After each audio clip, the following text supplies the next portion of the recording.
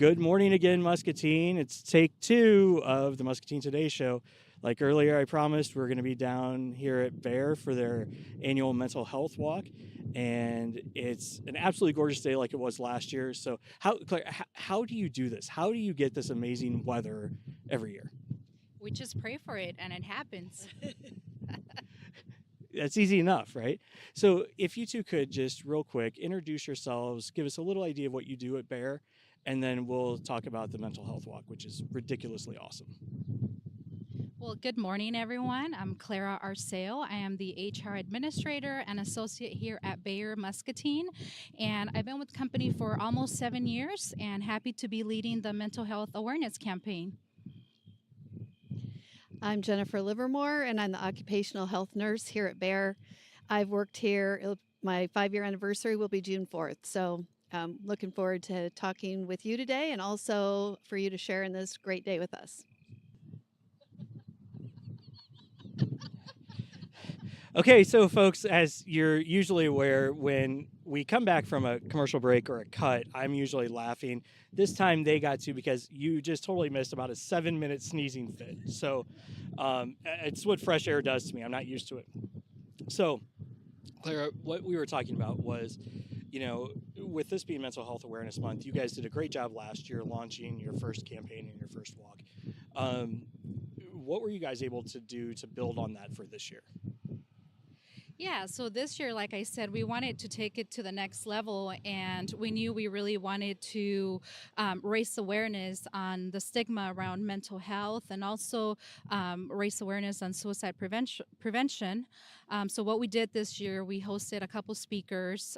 One of them was a Bayer colleague, and he came to share his story about his father that committed suicide when he was a senior in high school.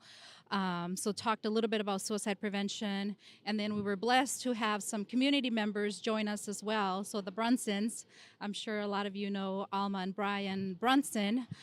They also came in as guest speakers, and they spoke about suicide prevention.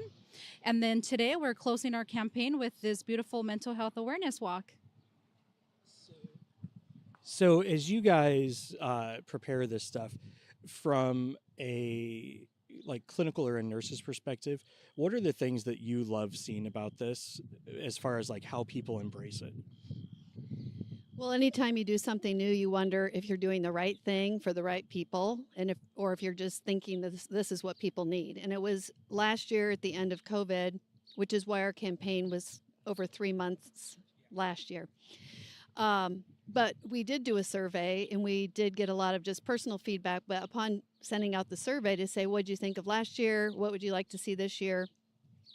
Overwhelming responses that people from all different aspects of mental health, some just really saying, thank you, like I feel seen and heard, and they loved it. So I think what from the participation, especially in the walk, we had very good attendance with our speakers this year as well, started a lot of good conversation, but from a nurse's perspective, people being willing to say they need help early helps us help them early. And of course, then you get better outcomes, and you're not feeling like you're alone as long, or maybe you get a diagnosis, or maybe you need medication, or maybe you need just to talk to somebody. So I think just early, we say here, if you get injured, we want to see early reporting. I kind of take that same avenue with anything that's physical. That's one thing that we talk about. We've had, NAMI's been on the show and things like that. And even, we were, the new midwife from Unity Point was on a couple of days ago. And that's one thing that we always talk about is early observation and action, right? You don't want to, if you're thinking about it, just call and get help. But we all know realistically that first step is the hardest, right? Because, people often don't want to admit they need help, or they don't think that it's something that could be helped, or, whatever it is. But chances are, if you're at home watching right now, if you have any sort of, whether it's a mental health side, physical health side, just pick up the phone and make the call. It's going to feel way worse in your head than it is when it actually happens, right? So, the mental health walk. So where are you guys going to go? What do you end up with? Because the end's really cool. So for this year, we have about 110 employees who register for the walk, and we're going to walk about 1.25 miles from here to our butterfly garden. Once we get there, we're going to have a good lunch. We're going to have good lunch. We're going to network and spend some time together, and then we will walk back the 1.25 miles. So it's kind of like a nice 5K walk. You know what's crazy is I didn't realize and I know you guys kind of do a little bit of a back and forth, but it doesn't seem like you should be able to get 1.25 miles in between here and the butterfly garden. But because like it feels like it's like when you drive down here, of course you come past the butterfly garden if you're coming off of Sewer Road. It seems like it's just like right there, but I guess it is probably. So we would be remiss though if we didn't make an observation that somebody's not here. Chris Bohr, where are you at? Where is Chris Bohr? Where in Muscatine is Chris Bohr? That could be a new game, like the old Carmen Sandiego. I'll bet I know where she is. I'll bet if you drive down 2nd Street right now and look out to the riverfront, you're going to see a whole bunch of stuff getting set up for Almost Friday Fest tonight, which is Aftershock from, they'll be there from 5 to 8. So make sure you stop down, see Chris. Give her a little hard time for skipping out on this really, okay, so this is mental health for Bear. Almost Friday Fest is really kind of mental health for all of Muscatine. I remember when we first kind of came back out of COVID, it was some of the first events that the community started to be able to do again. So for you guys, what are you looking forward to for next year? Do you have any thoughts yet? Oh, look at that grin. Well, we haven't made anything specific, but honestly, we have talked about how we could partner with others in our community and trying to make this a collaborative effort for everyone in our community to do their part in raising awareness. So more to come on that. We have a lot of work to do to make that happen. And if anybody's out there and has interest in that, get a hold of us down at Bear. But essentially, I think the message is out there. May is always a highlight. I know in October, I believe it's World Mental Health Month as well.